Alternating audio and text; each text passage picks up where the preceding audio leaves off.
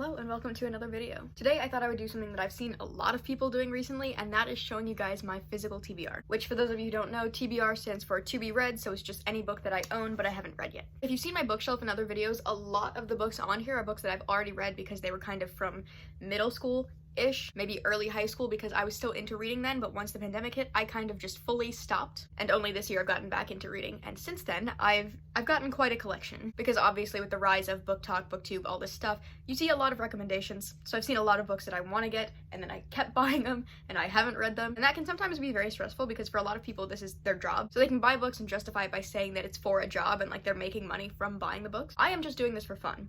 So somebody needs to stop me because this is excessive. But yeah, I'm gonna take you through what I've gathered in the past couple months. And I think I'm going to start this off with all the books that I have that are borrowed, just because they're not technically mine, but like I have them. Also because the sooner I read them, the sooner I can give them back. So we're just gonna get these out of the way. First we have a book that my brother bought, but I took and I have until further notice, is If We Were Villains by M.L. Rio. I've talked about this book before. It's kind of similar to The Secret History, which I really liked, and I'm a little scared to pick it up just because I don't want it to be too similar because then I'll confuse them. Just another one of those classic dark academia stories, and I will give it back to him as soon as I get around to it. Then I have a couple books that my partner has been telling me for a while that I have to read from their bookshelf, so I've gathered them here so I can actually get around to it. We have The War of the Worlds by H.G. Wells. It is about alien invasion. Look at the little guy. There he is.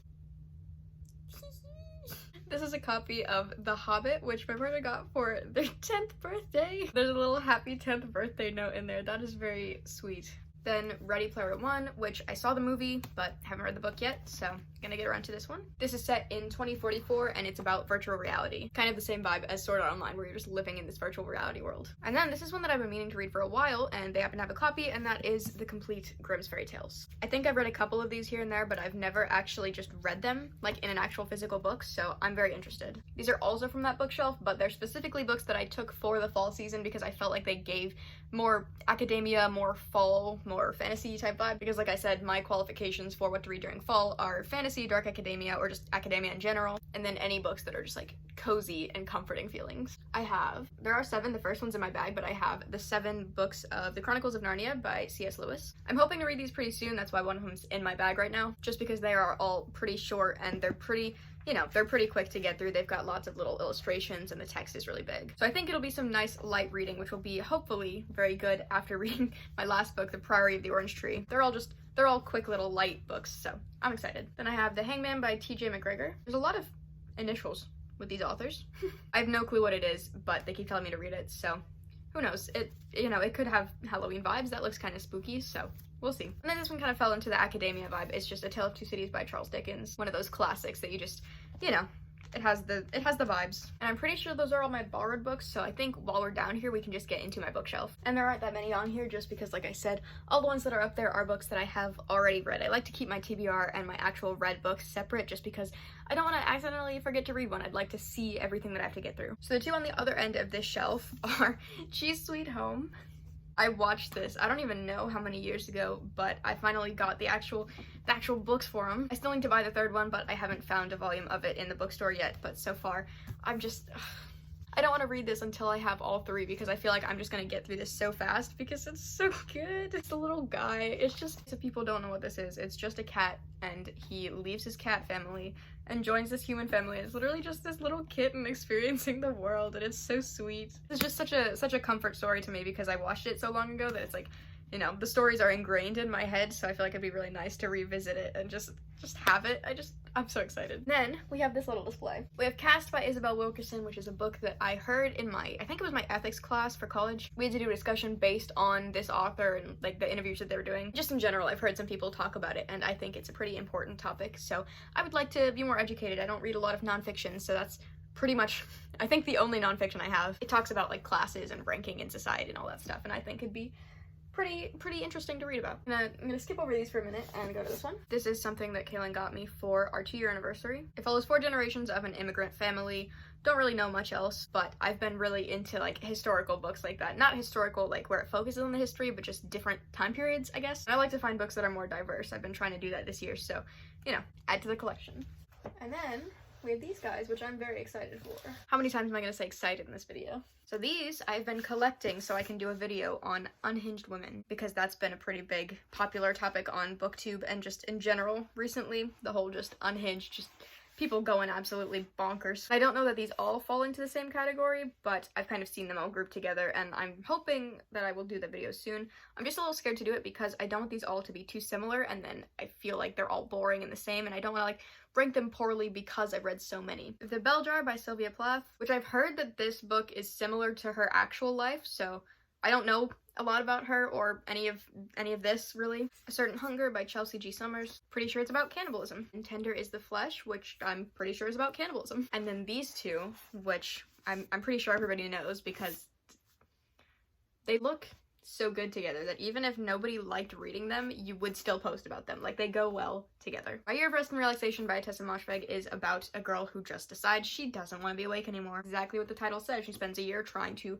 be asleep. And then Bunny, I have seen so many people read this book and I have yet to hear what it's about. I think it kind of fits the theme of dark academia, but it also fits into this, so I'm not really sure because the only thing I've heard is that people start to read it and they'll vaguely describe it, and then they say they have no clue what happens, and I have no clue what that means. The fact that I haven't heard a single person have actual thoughts on this book makes me very interested. I love books like that. Just in general, I really like more unsettling books, so I think these will all be I'm hoping they'll be worth the hype because these are all very, very popular books. Okay, we're steadily making our way over to the TBR cave. But before we do, I would like to show you my most recent purchases just because I went a little bit overboard. I think this is the most books I've ever bought for myself in one go, so I just wanted to show these all as their own little thing because it makes me very happy that I'm able to do this. So really quickly, we've got Animal Farm and 1984 by George Orwell. Pretty sure these are both like classics that a lot of people read, maybe as a assigned school reading or something, but I never did, and Kaylin told me to get them, so now they are in my hands. All animals are equal, but some animals are more equal than others. Book where the animals take over the farm. And then 1984 is about the little FBI agents that watch you through your phone camera. That is a joke, but also not really. I'm pretty sure that's like pretty much what this is about. Then we have My Dark Vanessa, which I've heard that you definitely need to look up the trigger warnings before you read this because there's a lot of dark topics in this book. I feel like it's kind of categorized with stuff like A Little Life, where you're like, hey,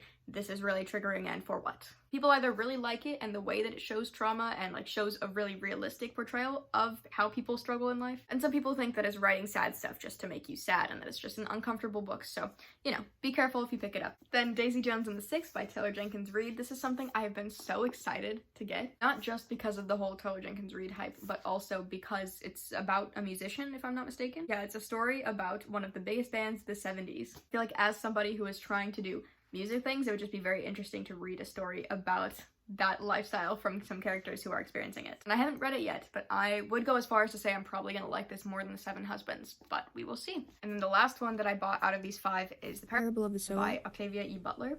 John Green says it pairs well with 1984, so I guess we picked right. I don't know anything about what this is about, but I'm pretty sure it was a Clockwork Reader who said that this was literally one of their favorite books of the whole year and it changed the way that they think about stuff every single day, so that's all I needed. Picked it up. We're gonna see what it's like. But I kind of want to go into it knowing nothing and just seeing where it takes me. Just outside of the cave, we have the honorable mention of the Vampire Chronicles, which I am still making my way through. And then I introduce you to the Book Cavern. Also known as this is where I hide away all my books so people don't know how many I actually bought. Over there, we have the entire 7 books of Harry Potter, which I have read before, but fall season, cozy season, school season just feels like the right time to read them, so I would like to read them sometime in the next couple of months. If it doesn't, no big deal, I'll just put them back on my bookshelf, but for right now, they're in here because I think it would be really good for the atmospheric vibes. Then I have Annihilation, which is another book that Karen saw at the bookstore and decided that I should try reading. It is book 1 of a trilogy, so if I like it, I'll have to buy the other 2, but it does look pretty short, so I'm hoping if I do like it, it won't be too much to get through the other ones. I'm just really stressed to start series right now because I don't know that I can deal with that commitment, but the fact that it's small makes it more appealing. Then, we've got these guys. I have all books of the Black edition of Death Note. These first 4 I've had for I don't even know how long, probably 6th or 7th grade. Probably around the time that I was 14, I want to say, is when I got these. And they have just been collecting dust. I don't think I've ever read any of these. I did watch Death Note, again, when I was like 14, and then I rewatched it some other time, and now I'm currently rewatching it with Kaylin, and I think it'd be really cool to actually read through this. The only frustration I've seen with them is that there is a lot of dialogue, but that is not really an issue for me because I sure do like reading. So I've had these 4 for a while. I bought these 2 the other day. And then down here I also have Death Note short stories, so I'm just gonna read those all together sometime. And also these are just gorgeous editions. I'm so excited to have like a big bookshelf someday and have everything displayed because Some books are just so pretty. How dare I mention beautiful covers and then not talk about the book directly under the Death Note stack? I don't know if it's a Barnes & Noble edition, but I have just a big book. It's under that Death Note stack that is just classic horror stories. It's not my book, it's kind of just a family book that we just kind of have in our house, but I've taken it into my collection, and it is so disrespectful that I did not mention it. I have On Earth We're Briefly Gorgeous, which is a book I got in New York. Again, I've heard nothing but good things about this author, and also, I'm pretty sure this one is his debut novel. I think it'd be kind of cool to go through all of his books. And then this one I've also talked about. This one kind of fits into the academia vibes of the fall season. It's just Agatha Christie complete short stories just for,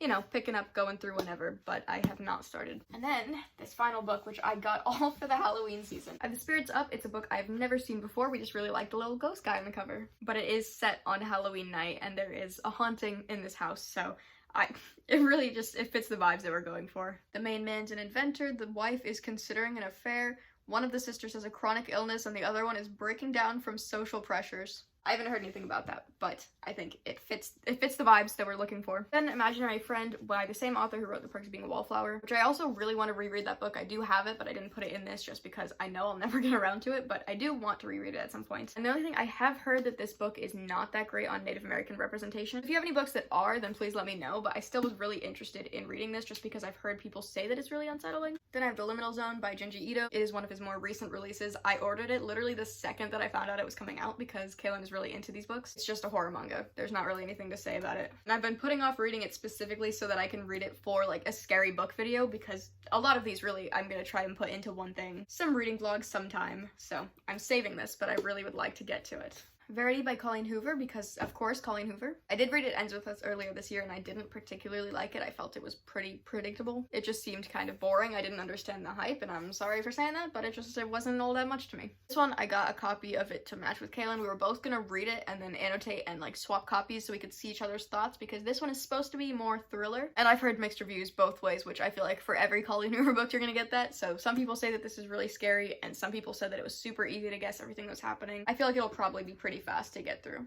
And then we've got the two big ones. We've got It by Stephen King. I've wanted to get this ever since I saw Noelle do a reading vlog of it, so I'm thinking I might also do one, just because I had a lot of fun doing the prior reading vlog, and I think it's really interesting to just get to pick up your phone whenever you're feeling a thought about a book, and also just give you the motivation to actually get through it, because this is, I think, 1,200 pages. It's getting pretty close to that, so I think it would be good to have the video to have motivation to actually get through this. Hoping to read that more close to Halloween. Then, last but not least, we have this really pretty cover of Dracula. It's a fuzzy little cover, and it's got little bats all along the pages. I think we all get the basic idea. Dracula is a vampire, right? And that's got spooky vibes, but I couldn't tell you anything about the actual story, because this is one of, like, the traditional Halloween stories, I guess, like this and Frankenstein and all those. Now we're gonna seal that up. And that completes my physical TBR. I'm not entirely sure how many it is. I know it's right around 50, because when I bought these 5 books, I had it in my head that I wanted this to be at least 50, so I was trying to get over that mark. It's probably like 50, 53, something like that. Which I know some people have like hundreds and hundreds of books, but I think this is enough for now. My brain has been really overwhelmed recently between making videos and going to work and just doing general life stuff, so I haven't really felt the motivation to pick up books. But I think doing this video reminded me that I have a lot of books that I'm really excited to read, so it's time to get around to them. If you like this video and you'd like to see more, you can subscribe to this channel. You can also subscribe to my main channel, riverbxnd, where I post music content. You can also support me on Instagram, TikTok, Spotify. It's all the same name, and it's always in the description of these videos. I post on this channel Wednesdays and Sundays, on my main channel on Saturdays. That being said, thank you all so much for the support. I will see you in my next video. Bye!